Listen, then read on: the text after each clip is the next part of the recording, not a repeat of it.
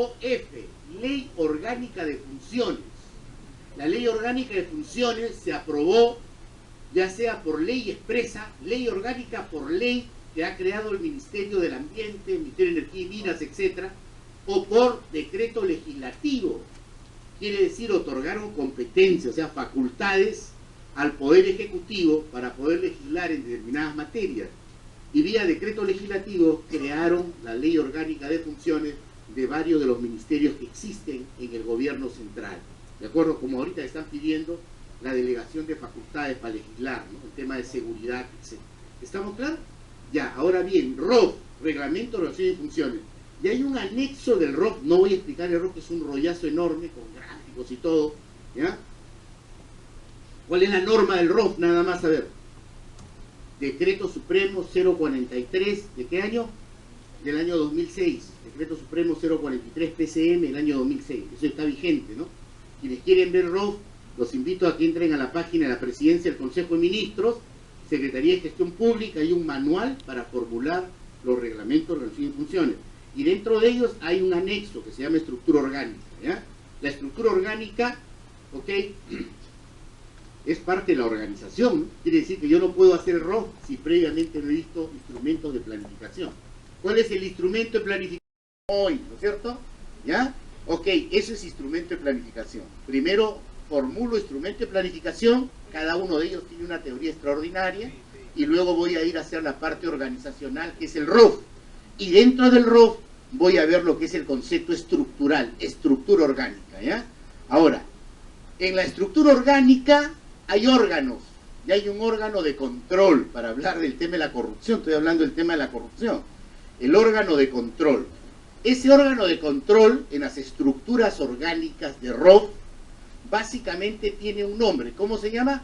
Órgano de control institucional. OSI, órgano, no es el OSI, no es la OSI, el OSI. Es el órgano de control institucional. Órgano de control institucional. ¿De acuerdo? OSI, ya. Muy bien, vamos a fundamentar la primera reforma. ¿Y qué pasó? Oye, por eso yo digo, no hay voluntad política. Pero no de este gobierno necesariamente, ¿eh? De todos los gobiernos. A ver, vamos a explicarlo, ¿ya? A ver.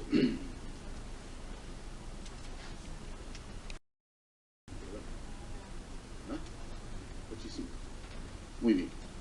Entonces, a ver, el órgano de control institucional es un órgano de control que tiene dependencia jerárquica con la institución, es decir, su jefe máximo es el titular del pliego, su jerarquía inmediata superior es el presidente del consejo directivo para organismos públicos especializados o ejecutores, o el presidente del directorio para empresas públicas, o el ministro de Estado para los ministerios, o el jefe nacional para los constitucionalmente autónomos. ¿Su jerarquía está por ahí? No, ¿no es cierto? ¿Quién es su jefe jerárquicamente superior de jefe de la OSI? ¿Quién es? Es el que gana más en el Perú, ¿no es cierto? El señor Contralor General de la República, ¿no es cierto? Ya, el jefe es el Contralor General. ¿Estamos de acuerdo, no es cierto? Ya, esa se llama dependencia jerárquica, ¿ya? Y la dependencia funcional, que es la otra dependencia. En la administración pública hay tres dependencias: la dependencia jerárquica, la dependencia funcional y la dependencia administrativa. Cuando hablamos de dependencia jerárquica, estoy dando una demostración que, excepto el jefe de la OSI, todo el resto de jefes, directores generales, su jefatura superior es el titular del pliego, como autoridad máxima administrativa. ¿Me capta la idea? Ya. Ahora bien, ¿cómo se refiere la dependencia funcional? Porque lo único que se grafica en las estructuras orgánicas es la dependencia jerárquica. Entonces la pregunta me diría, entonces ¿por qué usted pone el cuadradito de la OSI, correcto, arriba en alta dirección como órgano de control, y lo pone dependiente del jefe nacional? Si usted me está diciendo que lo único que se grafica en las estructuras orgánicas son la dependencia jerárquica.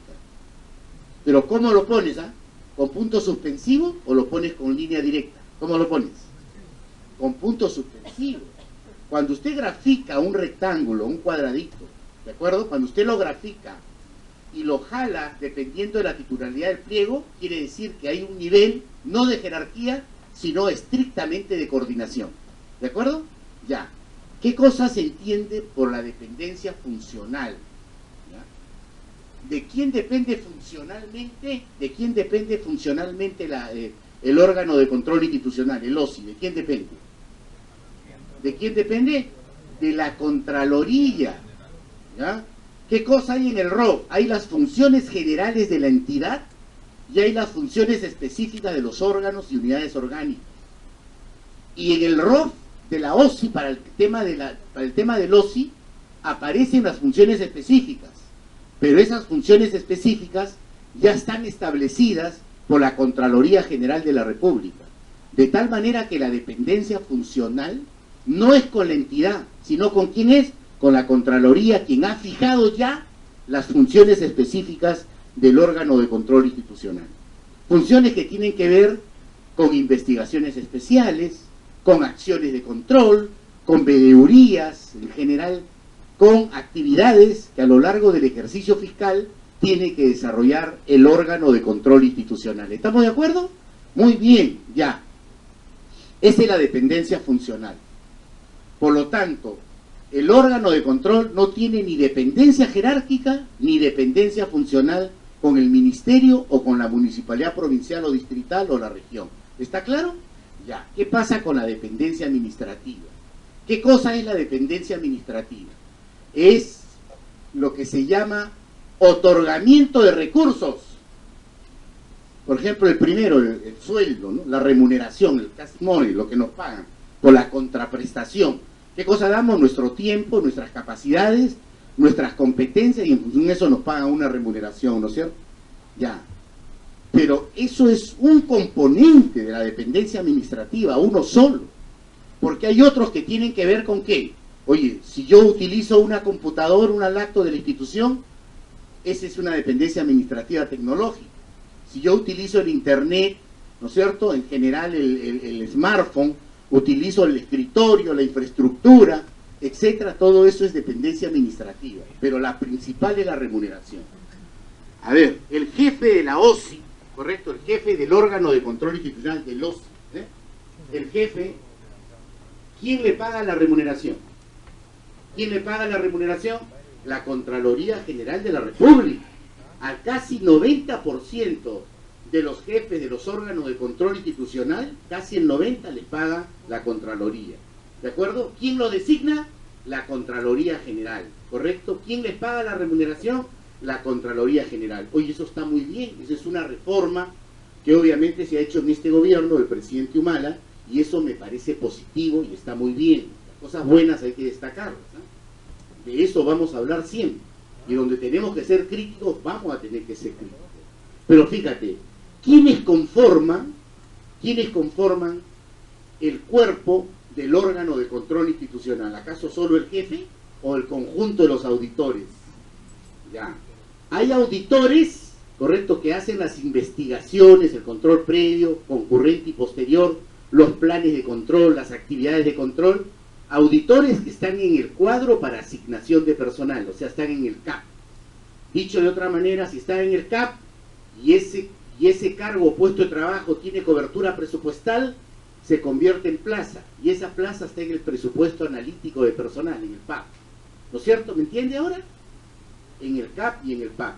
Esos dos instrumentos, CAP y PAP, han sido reemplazados por la ley Servir, por un nuevo documento. ¿Cómo se llama?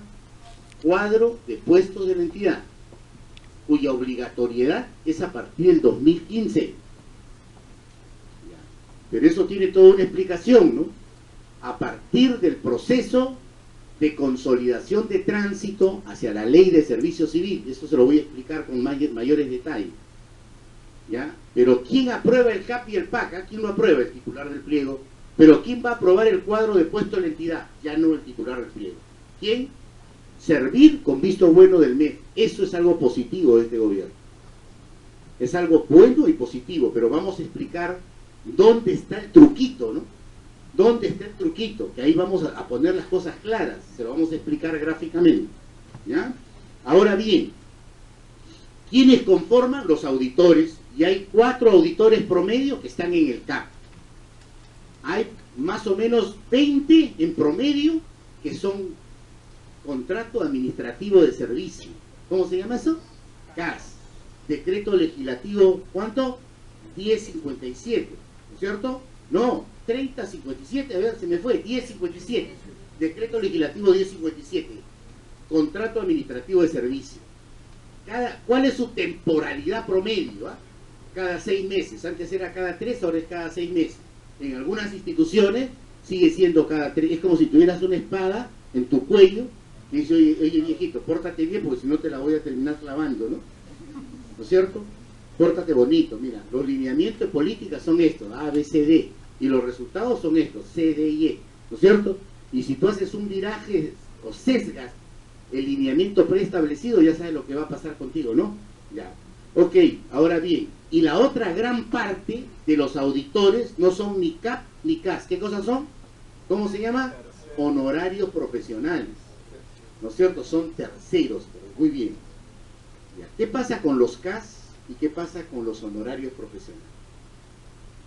¿De quién depende la continuidad del ejercicio profesional como auditores? ¿De quién depende? ¿Del jefe del órgano de control? ¿De quién depende? De la institución, del titular del pliego, ¿correcto? Hablemos claro, que da las instrucciones a la gerencia de talento humano o a la dirección de talento humano o de recursos humanos, ¿correcto? Para los casos de CAS, y a la dirección de administración o oficina general de administración o de abastecimiento y logística para el caso de honorarios profesionales. ¿Tú crees que ese señor, a nosotros yo he sido auditor, por cierto, tú crees que, fíjate, podrás tener la tranquilidad, así seas CAP, pero yo soy CAP, oye, sí pues, pero yo te puedo ir sembrando amonestaciones verbales, amonestaciones por escrito, suspensiones parciales por procedimiento sancionador, y luego te puedo dar suspensión parcial o suspensión definitiva sin goce de haber, te armo el expediente y luego te digo, ándate a tu casa, ¿ya? ¿De acuerdo? ¿Por qué? Porque te he venido sembrando situaciones para efectos de argumentar tu salida. Te declaro incompetente por irresponsabilidad y como consecuencia te voy a armar el expediente para sancionarte y despedirte definitivamente. O sea, ni el CAP estaría salvado. El CAS, obviamente, ¿tú crees que ese señor está viendo procesos de selección? Es decir, compra de bienes, contrataciones de servicios en el Estado, compra de bienes que tienen que ver no solo con menores cuantías, sino con adjudicaciones directas selectivas, adjudicaciones directas públicas, licitaciones públicas, concursos públicos en general, está haciendo acciones de control. ¿Tú crees que él tendrá la tranquilidad absoluta, total, de poder opinar desde el punto de vista de un auditor independiente para poder poner los puntos sobre las IES y las cosas en el lugar que realmente corresponda? Simple y llanamente no. Porque si lo hace, ¿qué va a pasar con su continuidad, estimados colegas? Durará en el mejor de los casos 6 meses, después tiene que irse. Y si es un honorario profesional de tercero, durará entre 2 o 3 meses y luego tiene que irse. Y entonces la pregunta es, ¿qué pasa con la toma de decisión? ¿Qué se espera para poder normar que la dependencia administrativa remunerativa de manera integral, no solo del jefe del órgano de control, sino de todos los auditores, dependa estrictamente del órgano de la Contraloría General y no de las instituciones correspondientes? ¿Qué gobierno tiene el coraje para decir, señores, ahora el presupuesto que usted tiene para pagar a todo el órgano de control, que es 30.000 soles, por ejemplo, o 50.000, usted me los pasa a la Contraloría General? Y la dependencia remunerativa como concepto administrativo es de la Contraloría respecto a los auditores.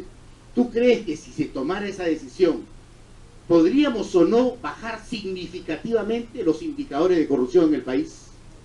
Es que las cosas se pasan por aguas tibias, es que los auditores se mueren de miedo porque no pueden ejercer con autonomía, con solvencia total y absoluta, porque está comprometido sus frijoles, como se dice, su continuidad de las economías familiares.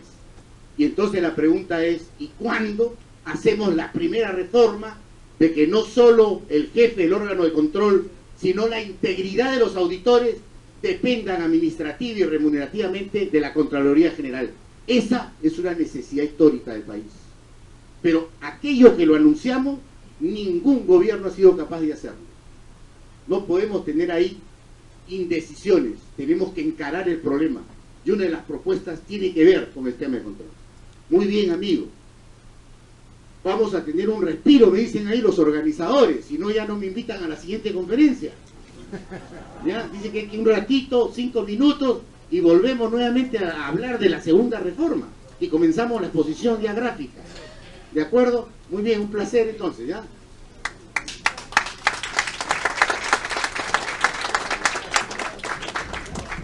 Se va a dar un descanso de 5 minutos y aprovecho para transmitirles de que aquellas personas que estén interesados en la certificación lo pueden hacerlo saber, cuyo requisito será una asistencia del 80% al ciclo de conferencias.